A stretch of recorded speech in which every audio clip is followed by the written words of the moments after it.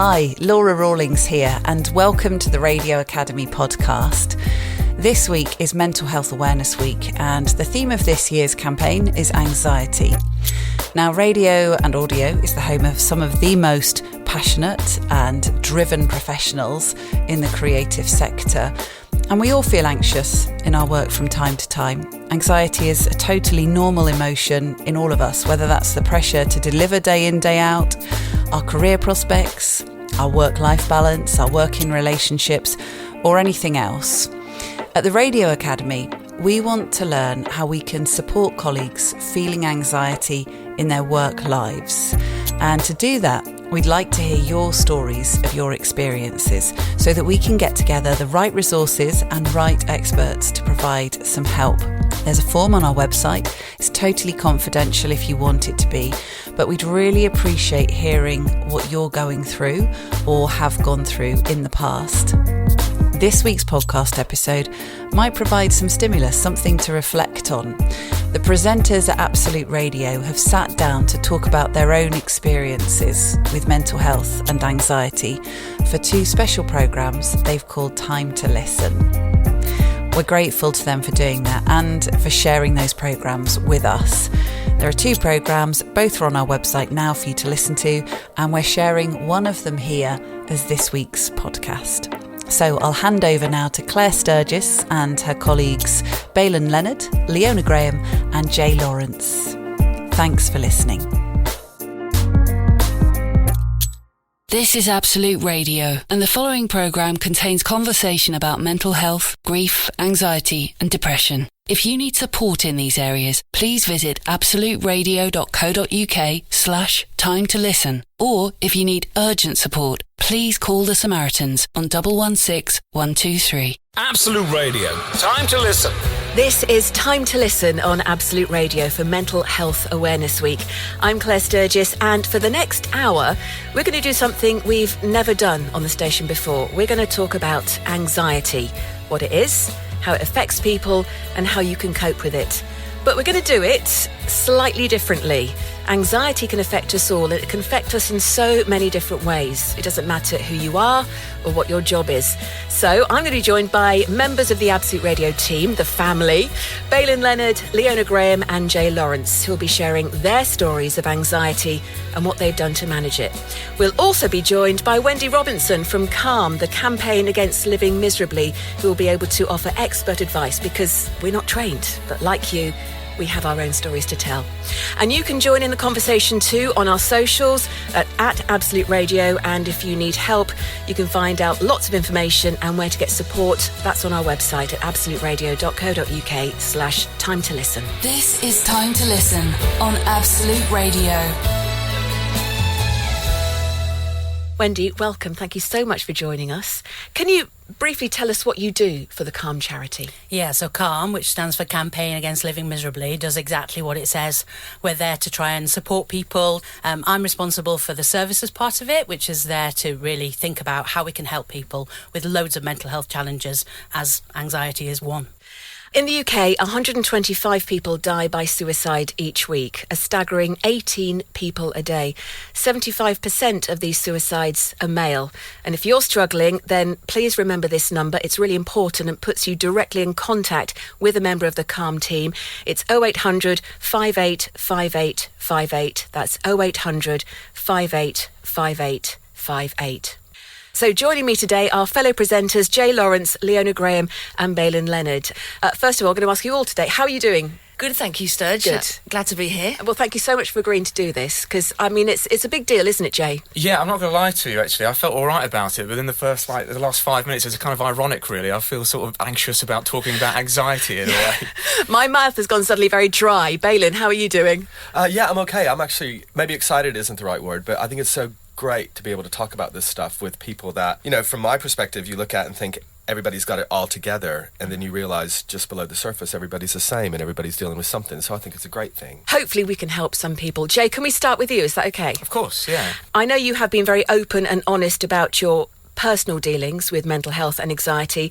So how have the last couple of years been for you? 2020 wasn't the best, I think for obvious reasons, and that was actually probably the first time that I thought to myself, oh, actually I might sort of be living with, like a low-level anxiety. And it wasn't until then I actually looked back years earlier and realised, what was happening at that point as well.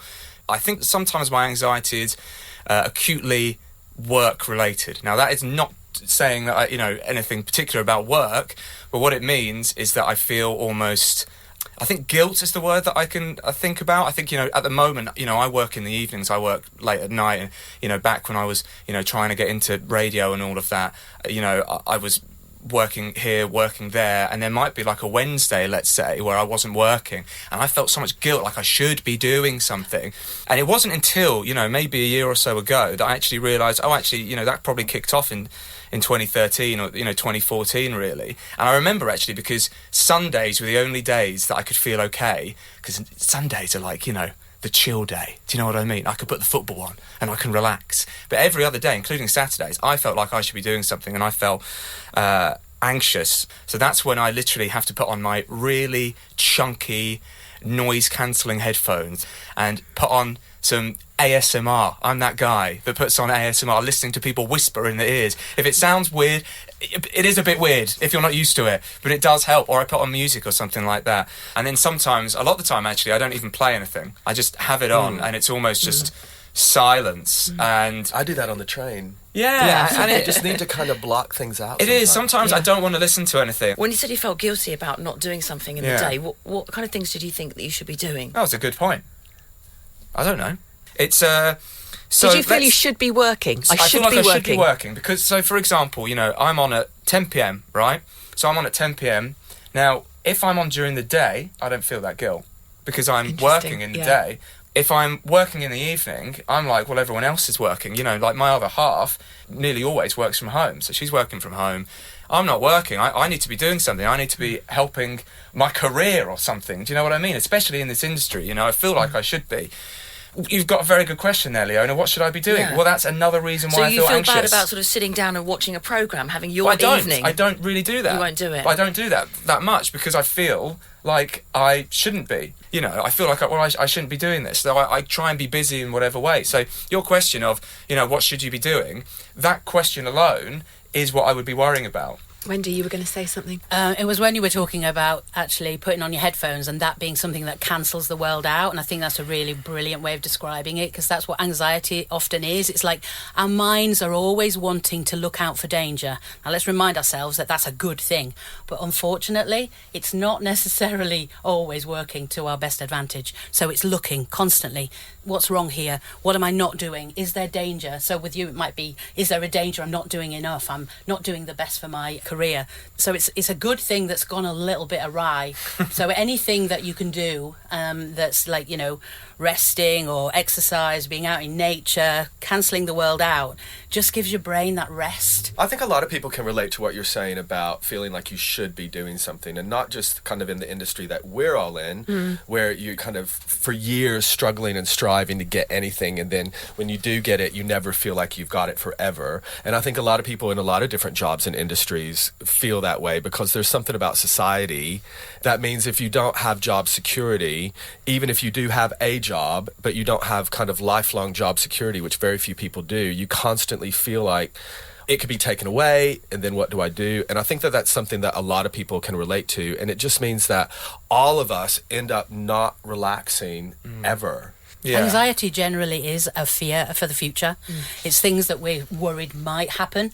And sometimes it's based on actually things have happened in the past. So, of course, if you have struggled because you didn't have a job, or obviously at the moment for people, financial stuff is a really big thing. But quite often anxiety is really worried about what might happen. It's fear-based.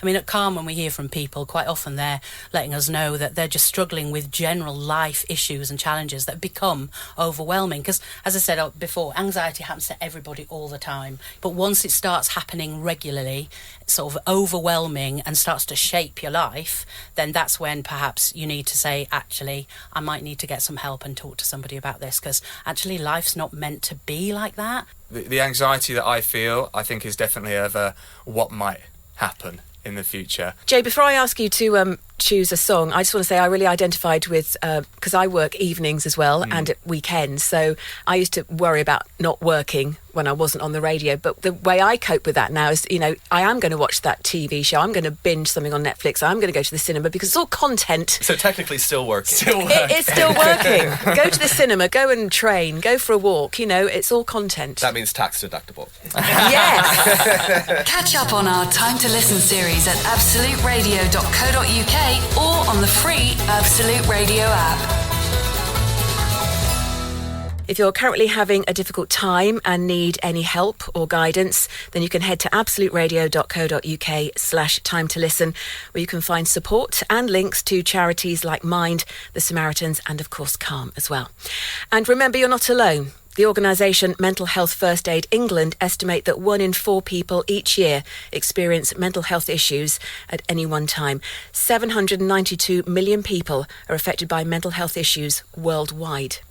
Wendy, if I can come back to you and talk about some misconceptions that can surround mental health. And again, we're getting these stats from Mental Health First Aid. So, for example, people with mental ill health are more dangerous to themselves than to others. 80 to 90% of people who die by suicide are experiencing mental distress. That really upsets me reading that. Yeah, I think it's good to challenge that idea that if somebody is struggling, they're going to hurt you. Actually, a lot of mental health stuff, it is turning in on ourselves. It's us trying to hurt ourselves because we don't feel good enough. We feel we've failed in some way.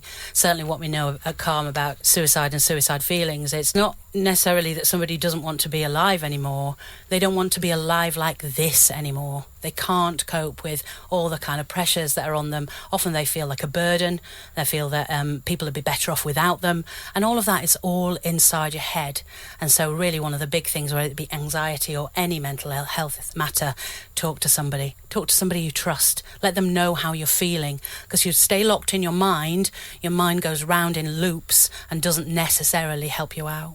You said there, Wendy, about talking to people. I've had 2 sort of sets of therapy over the years, which I found enormously helpful. About sort of 2017, 2018, I lost 3 people very close to me in quick succession within a year. So I went to grief counselling, which was really helpful because I'd never had to deal with grief. And through that grief counselling, which did help, I think what it did was take off a layer of my protection. And a few months after completing that therapy, I could feel something wasn't right. And I can't put a finger on what it was, but I just wasn't myself. I couldn't find any joy, anything. I was socially, and this was before lockdown, I didn't want to go out, didn't want to see people. I needed to keep very close. And it got so bad at one point, I ran away, which sounds really stupid. I actually ran away from home because I couldn't cope. It was early in the morning. I just come back from the gym. I felt empty. And I was outside the house. I put down my bag that had my phone and my keys and everything, my purse, and I just ran away, just ran down the road. And poor Mark, my partner, didn't know what to do. So he and my neighbours and one of my best friends were driving around Camden looking for me. In fact, I had eventually run to my doctor's surgery and was that time on the floor in reception crying because I didn't know what to do. Sorry. That's all right. Sorry. Just take a moment. Do you know what's like? Obviously, incredibly But emotional. I ran away, Wendy. I literally ran away. But the thing I was going to say about that is that really that's like how brilliant our bodies and minds are in many ways. Because what you were saying, you maybe, you had a part of you had to shout really loud, and sometimes if we're not hearing it, our bodies kind of take over. You were running away, which to me was saying, I can't live like this. I can't deal with this. And I need to get out of this and get somewhere else. So although it's awful and we end up, and again, it's that pressure we put on ourselves, but I think it's like, we've got some wisdom in ourselves and in our bodies and in what we feel and how we feel. And it's about listening to that. And then, then maybe we don't end up getting to these extreme things where we're feeling like we do have to run away. But I think that's a kind of, I don't know, there's something really poetic. It didn't feel like it at the time, but it makes sense to me. Well, now I'm pleased I did, because obviously I ended up at the doctor's surgery. The doctor, of course, suggested some more therapy really quickly. And so I did. So I got a more general therapy. What came out of that was the fact that, and again, it's quite embarrassing to admit this, a lot of my anxiety that was affecting me so badly at that point had come from the past decade or so. I'd been in quite a controlling friendship with someone. And it wasn't coercive control, but there was a lot of gaslighting going on, and I didn't even know what gaslighting was. All I remember is that I had to be a good friend and I had to do everything that this person said I had to do. Otherwise, I'd be punished, and I was frequently punished for not being a good enough friend, by being ghosted, by being ignored for a month at a time, and that would destroy me.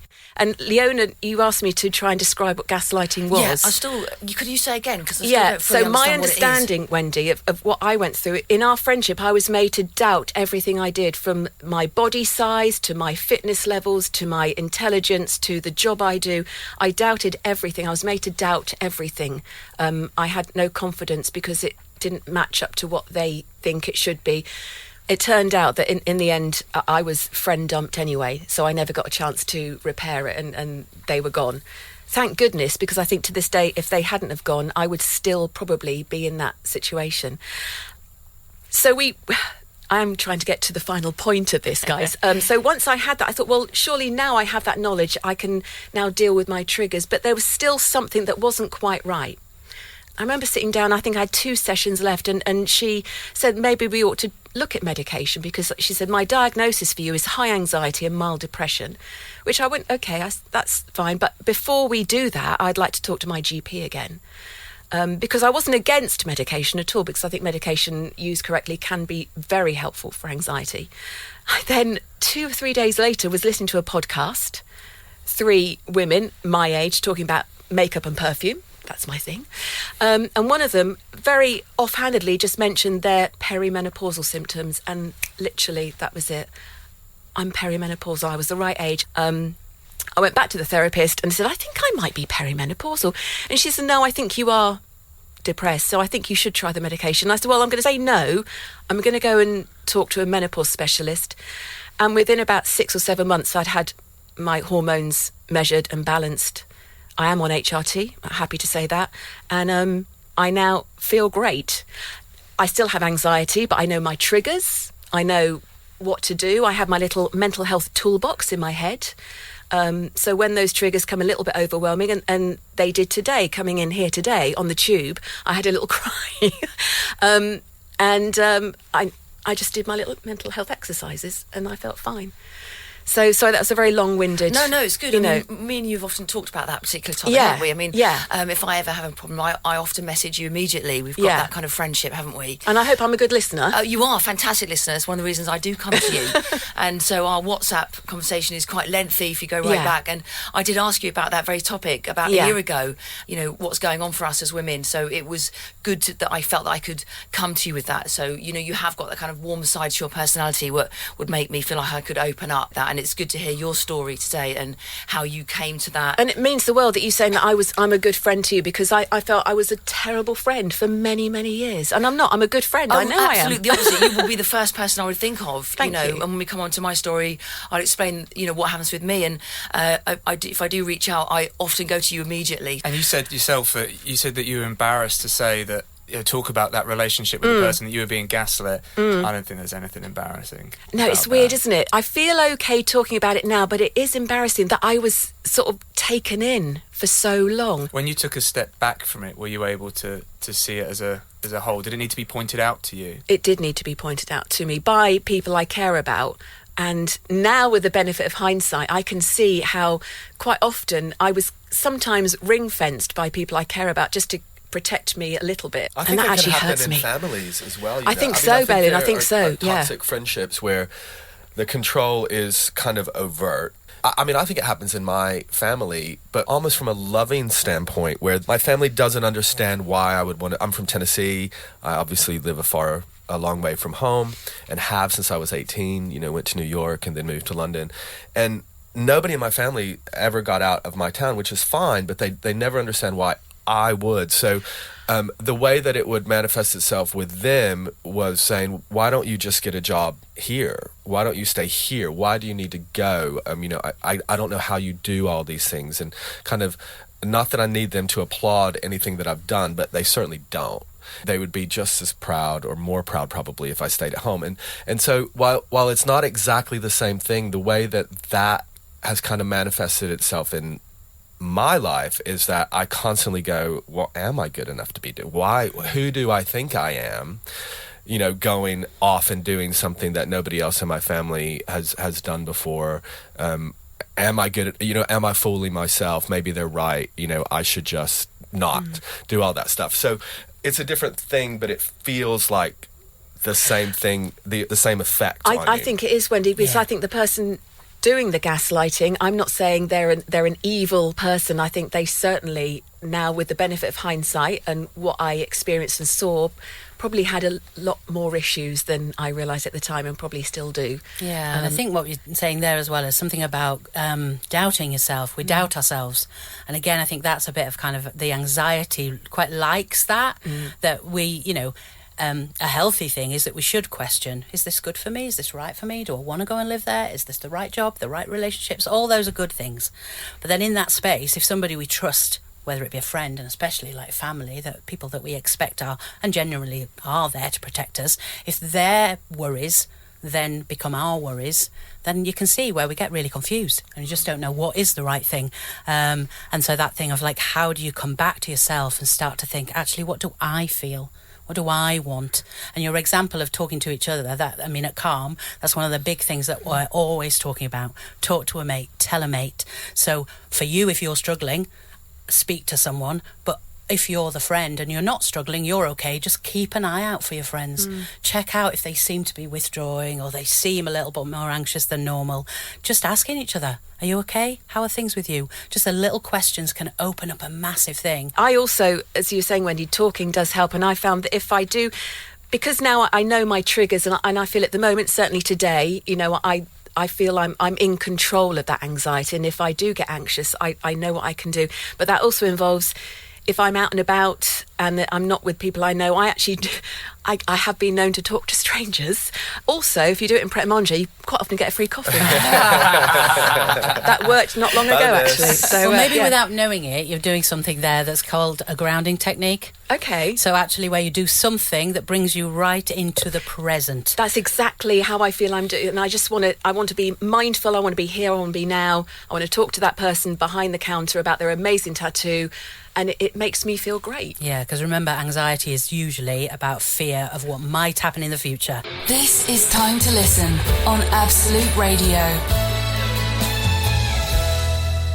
Before we talk to Baylan, Wendy, can we talk about what exactly anxiety is and the different guises it can come in? For example, we've got social anxiety disorder and panic disorder and generalised anxiety disorder, the differences between them? Yeah, and there are differences. I mean, that term generalised is exactly what it sounds like, general.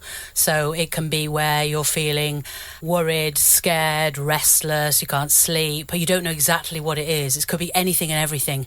And then there's more specific things where you know absolutely it's a single thing. That might be a medical test you're having, or it might be something that's happening in a relationship. But those would still come under that general sense. And then the other ones are kind of described by their title as well. And anxiety can be a component part of more sort of diagnosable conditions like OCD, PTSD. So it's a hard one to say exactly, absolutely what it is. But I think the most important thing to think about is no matter what it is, if it is causing you to feel overwhelmed, for life not to feel worth living, or you feel not good about yourself, that's the time when you need to speak to someone who'll be able to, whether it be a GP or reach out to like a helpline like our own, which should be able to help you talk through what you're experiencing. Labels are good. They can help us feel like, okay, that's what's going on. I can get some help for that. But more importantly, probably is just talking it through and sharing what's really happening for you, because it is different for everyone. Baylan, you're next. Okay. Thank you for joining us. It's from great Absolute to be Radio here. Country. We love you. I know, here with the big boys. Last year, as part of our Time to Listen special, you told us a very touching story about your friend Max. Oh, yeah. Can you remind us about Max, please? Max was one of those guys that he just refused to let you not be his friend, and if you were alone somewhere, he would make sure that he went to get you, and suddenly you were in a group. And we met through country music. He ran a country music club night and started it, and contacted me to DJ it, and so we started it, and he ran it, and I would DJ it every time that he put it on. And then just out of the blue, he died from an undiagnosed brain tumor. I'm so sorry, Baylan. as you can imagine, it was shocking and it was horrible and inconceivable and unbelievable. You know, when something like that happens, you might as well be told that, you know, that water is red, because it's that unbelievable. But it also makes you reflect on, you know, how great it is to have somebody like that in your life, and it reminds you how precious life is, and kind of all of those cliches that people roll out that don't make you feel better, but as a way of dealing with it, it's kind of the only thing that you can focus on. Did that affect your mental health, do you think? It did shine a spotlight on something that I kind of grew up with this, and I think a lot of people have done this, and I envy people who don't grow up like this, but this fear of death. And maybe it was something cultural with being raised in the South of America. We're very Irish in that way. Everybody goes to every funeral. Death is very much not hidden away. It's something that in some ways can be quite helpful, I suppose, because you're not sheltered from something like that. But for me, it made me really fearful. And so I had a belief for ages that I was going to die young. I was petrified of dying. And finally, you know, got past the point where dying young wasn't going to be a problem, because now I'm now old. But hardly. What Max's death did in terms of that side of things was it made me worry, if that can happen to Max, who was so full of life and just the absolute picture of health, is there something going on in me that I don't know about? Do I have an undiagnosed? And that sounds so selfish to say, because Max died.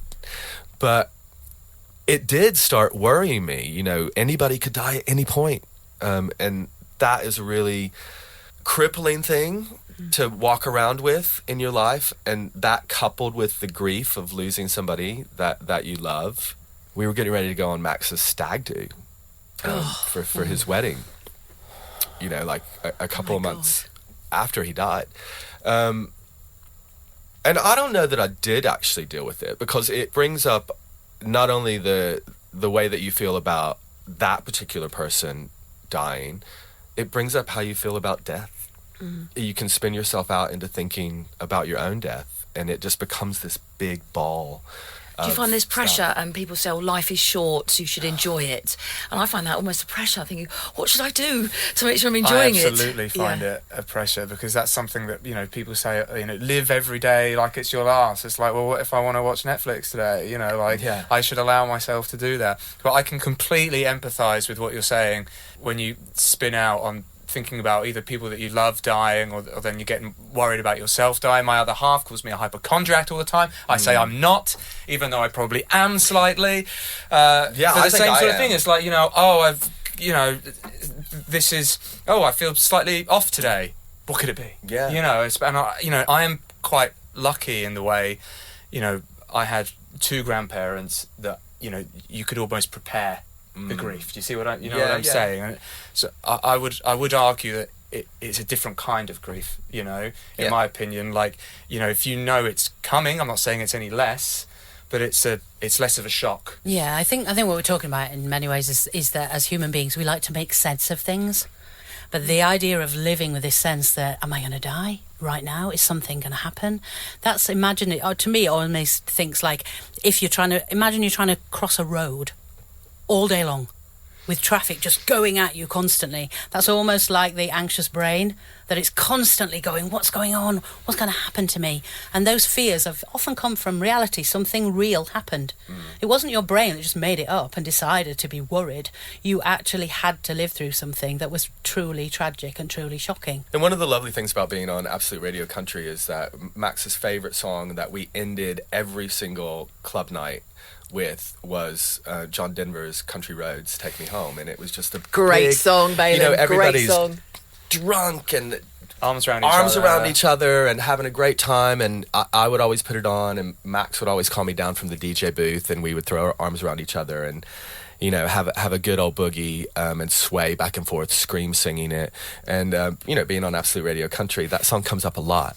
So I get to think of Max a lot. And I don't dedicate it to him every time on air, But I always think of him every single time I play it, and so that's a lovely thing to be able to do. I'm going to think of him now every time I hear it too. I'll do. What other sort of coping mechanisms have you sort of learnt to cope with that anxiety and any other anxiety that you might... Yeah, I think I have generalized anxiety that you were talking about earlier, Wendy, and it manifests itself in a lot of different ways.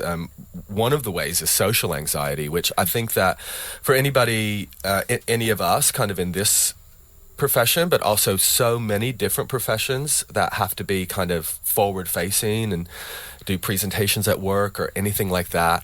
People are probably quite shocked that I have social anxiety, but it's something that I've kind of always had, and I've always battled through it. And my way when I was younger was to kind of, enter the room with the door slamming open and taking over and being kind of the life of the party and the center of attention. And as you get older, that becomes more and more difficult to do.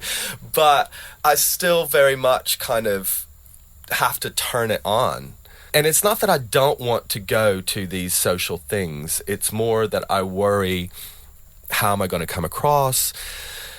Do I have anything to say to anybody? Do I have the energy to kind of bring it up to this level that I need to bring it up to? And more often than not, I'm really glad that I went and I have a really good time. But also more often than not, I'll get home and think about, oh, did I say that?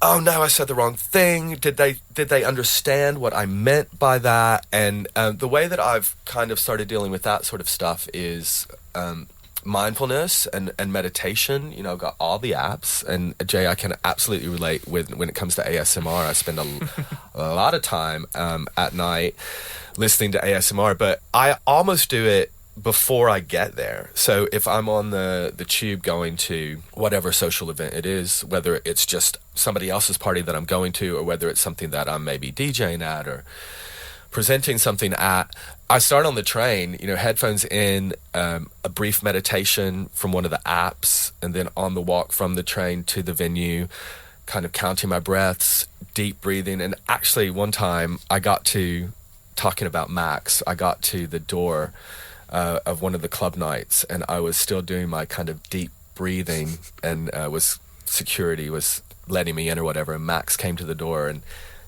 I guess I was deep breathing a little bit too deep, because he went, "Are you okay? What are you doing?" And I thought, oh no, he's caught my coping mechanism, because I do have to do that a lot. And does that genuinely help you?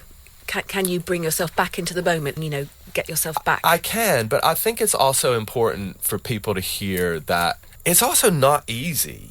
Actually, a therapist said to me ages ago, because, being American, we love therapy. We have no shame about therapy. And a therapist said to me once, "You're catastrophizing." And I'd never heard that word before. And that was also like a light going off.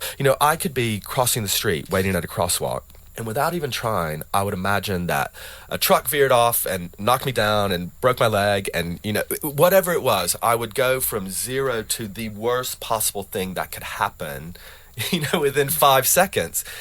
And it wasn't until a therapist said, "You're catastrophizing," that I thought, yeah, that's exactly what I'm doing. So now if those thoughts start to come in, I'll just be like, "Oh, you're catastrophizing." And it almost instantly goes away. Can I just bring Wendy in there? Because Bailyn, that's amazing. That's a lot to unpack there. I know, I've got them all. Anything else? I've got them all. But I'm ticking off loads of them as well. Can we shine a spotlight on the social anxiety? I think it comes back to fear again. There's fear. Am I going to say the right thing, do the right thing? Fear and shame.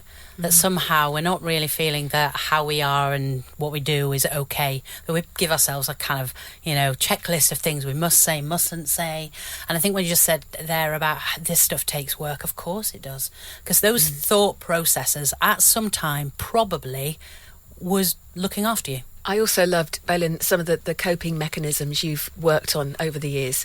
I remember when I was talking to my doctor and some of the advice I was given about, and my therapist, about, exercise and maybe drinking less. And I don't need to drink less. I don't know, exercise, no, but actually they're part of my coping. Exercise works wonders, and cutting back the drinking actually has helped me enormously. There's loads of science emerging now around even just being in nature. So it's kind of came from Japan, this thing called forest bathing, which isn't going into the forest without your clothes on. It sounds a bit like you would, wouldn't it? Or going into the forest with your swimming Aussie on. Just making notes here, yes. It means being in nature where actually being able to scientifically proven to kind of lower your heart rate, actually to have a physiological impact. Because let's not forget that anxiety isn't all in the head. It's all in the body as well. Catch up on our Time to Listen series at absoluteradio.co.uk or on the free Absolute Radio app. Now, I want to hand over the reins to a long-term friend of mine, Leona Graham. We've been very open and honest over the years we've known each other about, how we feel. As you mentioned earlier, we quite often WhatsApp each other. So what would you like to share with us? Thank you, Sturge. I want to talk about insomnia, which is something I've had since my 20s. So long time. And I can usually get to sleep, but then I'll wake up any time between sort of 1 and 3 a.m. And then I'll probably stay awake for the rest of the night or possibly just fall asleep just before the alarm goes off, which is really annoying. Yeah. Then this can happen again the next night, and it can happen a few nights in a row. So the first time it happens, I can cope the next day. But when it's happened for a few times in succession, I'm just a complete mess, and I still have to do everything that I have to do during my day. I've got children and responsibilities, and I could say I couldn't do my radio show, but I always still do it. It's interesting you say, because obviously the radio show, I'm not saying we do it on autopilot, but we can just about get through a radio show. But when you don't sleep, when one doesn't sleep, it really, it turns your brain to absolute mush, doesn't it? It does. And it's physical as well. Yes, it's physical, definitely. And by the end of the week, I'm a total mess. And the reason this happens to me is because something might happen during the day. I suppose we call them a trigger. And it will get my adrenaline going, and it can be anything from an email or a dispute with somebody, or something could annoy me, or a bit of road rage or something like that. And once that adrenaline has risen to a certain level in me, even if I try all my techniques to calm down during the day, it will re-emerge itself about 1 a.m. and it will just pop up. Oh, here I am, that adrenaline you had earlier, I'm coming back now to wake you up for the rest of the night. And does it come back to remind you of things that maybe you should have done, the way you should have handled that? I'm definitely a woulda, shoulda, coulda. Okay. I'll go through all the different things that I should have done and how I should have done this differently and why did I do that, and then I wouldn't be in this mess now. So, I've learnt now just to get up and go downstairs and perhaps fuss the dogs and have some warm milk or something, but I have to accept that I'm not going to go back to sleep. And just coming back to my childhood, when I was at school, they diagnosed me as hyperactive. And I don't know if today that would mean ADHD, but one of my sons has got ADHD. So I just feel like that's all part of the same thing. I've got a sort of hyperactive body and mind, and I find it very difficult to quieten it down. We have discussed this before, and you gave me a great piece of advice. You said get some small headphones and then just listen to a podcast or something you don't particularly care about and just listen to that. And actually it does work for me, because when I have my mild insomnia compared to you, just listening to something or ASMR, like Jay suggested, does that work for you? Yeah, I have headphones in all night, every night. Do you? Yeah, every single night. And I have Audible on, so I have whole books. And other things I might do are, during the day when my adrenaline has been risen, I'll try and do some calming techniques like what you've been doing, Bailyn, and trying to sort of calm myself down. And me and my son Dexter, we have this book called Zen, The Art of Simple Living. And each day we try and go through this anyway, and we'll just pick a chapter at random. And we should explain, Dexter is your youngest son. Yeah, he's 9. And like you say, you feel that he is very like you. I can relate to everything about him. Okay. And he likes the fact that I can relate to him, and he says it's our thing, So this is your thing, you too. Yeah. And you have a little moment of calm with your book. Yes. Oh, that's lovely. Just before he goes to bed, we'll pick a page at random, and we'll go through this chapter. And he's very much into his crystals as well, as am I, and I always have some on me.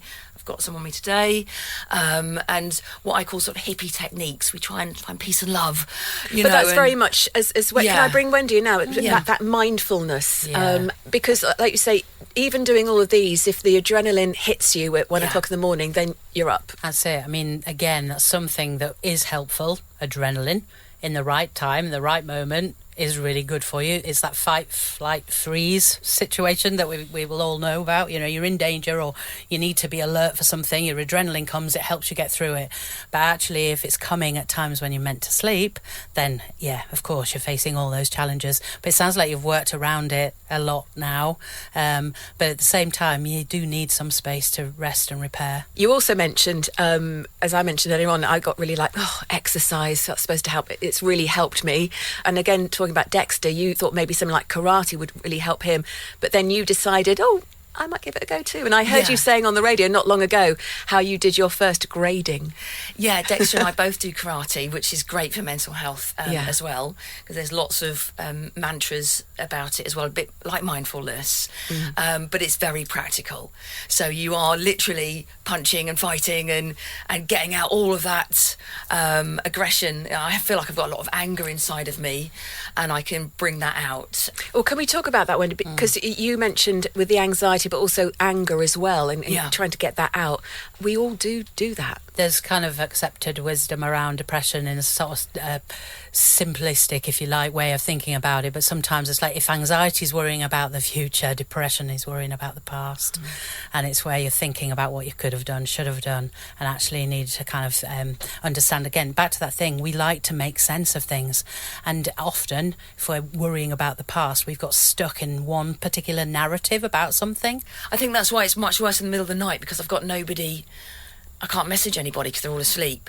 I mean, on our Calm website, we have some tools and guides that help, but there's like one that's called Offload Your Thoughts, because this whole idea as well of like writing your worries down is a really helpful thing, because it's then quietening the mind, saying, I'm not telling you to forget about this, I'm going to put it here and we'll deal with it later, or usually by the later you'll have forgotten about it. I really like the sound of that, Leona. Yes, I've done that before, actually. I've sent an email, not to anyone in particular. The boss, that's by the mistake. Worst thing. Don't ever do that. But, sent an email and perhaps have it in the drafts, and then I've got it out of my head, and then the next day I can read it and think, oh, actually, I was overreacting there. I don't think I'll send that. Lists can do that as well, I think, sometimes when you're turning things over in your head, just making a list. I love a list, Going, Balin. I love a list. This in my head now. I put it there. I've got a list book. Oh. Yeah. At one point I had to get rid of the list book because it took over. But yes, have a list, but don't let it take over. Okay. I think that I completely empathise with what you're saying, though, with the whole, listening to Audible and being, getting taken away. It kind of like what I was saying, that, if I feel anxious during the day, and you said to me, do you go to see a film or something like that? Well, I don't, but when I do, that is a very good example of suddenly I don't worry anymore because I can't do anything because I'm distracted now. I'm in the cinema now. I am watching a film. I can't do anything. Taking myself out of the situation. I find that very helpful as well. And just turn on the radio. Absolutely. You're never alone with the radio, are you? And I think that's what another thing with anxiety. Do you know what this shows? That is true. Do you remember when I was doing the Brighton place up and I had some terrible time? This renovation was just from hell. Huge stress. And I would listen to your request show and it just took me out of it. It did work. Thank you. Absolute Radio. Time to listen. I'm Claire Sturgis, and this has been Time to Listen on Absolute Radio for Mental Health Awareness Week. You can find out more at absoluteradio.co.uk/time to listen, and there you'll get support, advice and access to services 24 hours a day, 7 days a week. And I also want to say thank you to everyone who took part today. So we start with Jay. Thank you so much, Jay. That was... thank you, Sturge. I mean, it's not been easy, has it? But I've really enjoyed it, if that makes sense. Yes, there's been a moment or two that I felt like I was going to cry, to be honest with you. Well, I think I did, Jay. I think I did. But thank you so much. Thank you. And Balin, thank you again for sharing your story about Max, and also... I mean, there was a lot to take in there, so I'm going to have to listen back again, I think. Yes. See, it's funny, this anxiety thing, because now I'm sitting here thinking I revealed too much. No. Isn't it amazing, though? Like, it shows you how anxiety works, is that we've had this really lovely conversation with really lovely people, and it's easy to start second-guessing yourself already. It's just how... the whole thing works, which is why we're doing this. Exactly. And Leona, thank you so much. And thank Dexter as well, of course. I will. Thank you for having us. And I know insomnia is going to be an ongoing problem. We've discussed it before, but I hope you get a little bit better night's sleep tonight. Thank you. I think I will. And Wendy, I can't thank you enough from the Campaign Against Living Miserably. You do amazing work, and you've been so amazing here today, and I've learned so much. Thank you so much. And thank you for doing this, actually, because you're standing up against misery, against suicide, against anxiety with a charity like us, and make all the difference for people to hear that you also struggle with things, but there are ways of making things better. And I hope everyone listening today and tonight, if you've heard just something that you can identify with, I really, really hope you found some comfort out of listening. I want to say a big thank you to Jay Lawrence, Balin Leonard and Leona Graham for sharing their experiences with us. And of course, a massive thank you to Wendy Robinson too, from the charity Calm, who helped guide the conversation.